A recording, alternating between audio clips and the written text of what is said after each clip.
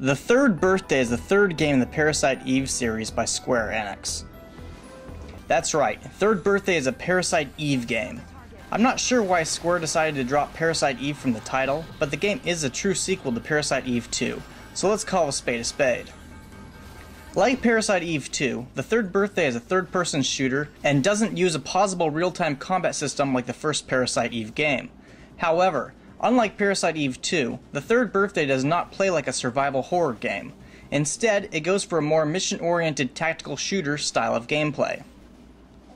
The plot of the game is that sometime after the events of Parasite Eve 2, all hell is broken loose on Christmas. Literally. Some Cthulhu wannabes practically destroy the world, and it's up to our super mitochondrial hero, Aya Brea, to save the day. The only twist is that Aya is several years in the future, and she's now using time machine technology to overdive into the bodies of people in the past so she can prevent the future from becoming a monster-infested wasteland.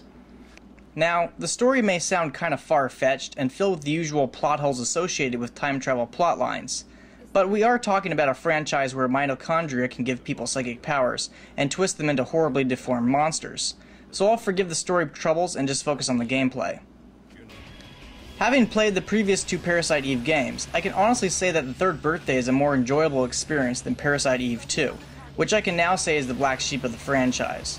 The Third Birthday sports some pretty fun gameplay and has enough variety in the missions to keep my interest.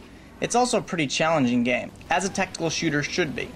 I'm not embarrassed at all to say I had a great deal of trouble with certain missions, and died frequently until I had managed to figure out the trick needed to survive. The Third Birthday also brings back the very cinematic, episodic nature of the first game, rather than the more exploratory second game that played a lot like a survival horror game, because, well, it was a survival horror game. The Third Birthday is divided into chapters, and there is no returning to stages once you've completed them. Aya's mitochondrial powers are much more limited this time around, restricted to accessing a super mode and over-diving into both allies and enemies. Diving into allies allows you to maneuver around the battlefield and access their weapons, while diving into monsters deals massive amounts of damage to them. Aya can also customize some of her parameters by slotting abilities to what the game calls her DNA board. Something I like is that this time around, accessing Aya's super mode is a normal part of the gameplay, not something that appears only at the end of the game, and you'll need to tactically use her super mode to defeat certain bosses. I don't really want to talk too much or show too much about this game, because as expected for a Parasite Eve title, the story is full of twists and turns. I don't want to spoil it for you, I really don't. But I will say this. I'm not a big fan of shooters, but The Third Birthday is a solid title, and should satisfy fans of the franchise in a way that Parasite Eve 2 did not. If you like shooters and RPGs, then The Third Birthday will probably be your cup of tea, and you should definitely check it out.